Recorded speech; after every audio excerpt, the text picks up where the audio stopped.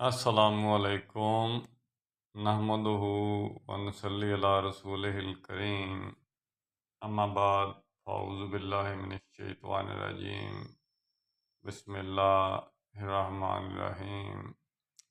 نقل کفر کی تو چھوٹ ہے، لیکن بعض حالتوں میں اس کی بھی نہیں ہے۔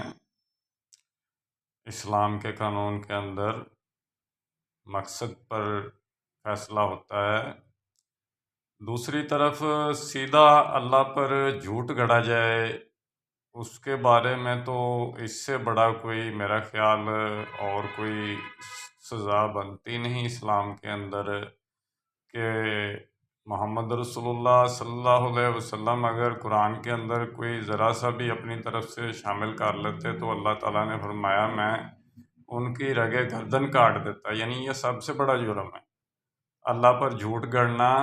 تو مولانا مودودی نے اللہ کے اوپر جھوٹ گڑا، اللہ تعالیٰ نے ہمارا نام قرآن میں بیان فرمایا کہ تمہارا نام مسلمین رکھا ہے، اللہ تعالیٰ نے کہا میں نے تمہارا نام مسلمین رکھا ہے۔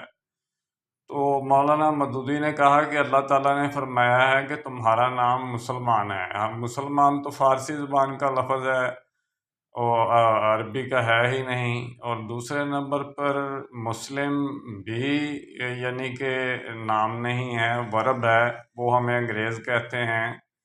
تو مسلمین اصل میں ہمارا جو میٹاورس ہے وہ نام ہے، تو اس پر کیا سزا ہو سکتی ہے، کیا سزا مولانا مودودی کو مل سکتی ہے؟ ان کے جانشین یا تو میرے پاؤں پکڑیں آ کے، یا پھر معافی مانگیں اللہ تعالیٰ سے، معافی مانگ کر مجھے بتائیں کہ ہم نے معافی مانگ لی، اور وہ قرآن پاک سے جہاں مولانا مودودی نے یہ لکھا ہے اس کے نیچے جہاں اللہ تعالیٰ نے ہمارا نام مسلمین رکھا ہے تو وہ اس کو ختم کر کے یہ کہیں کہ اللہ نے ہمارا نام مسلمین رکھا ہے۔ یہ دیکھیں نا، اردو میں بول رہا ہوں نا، یہ ترجمہ بھی ہو رہا ہے۔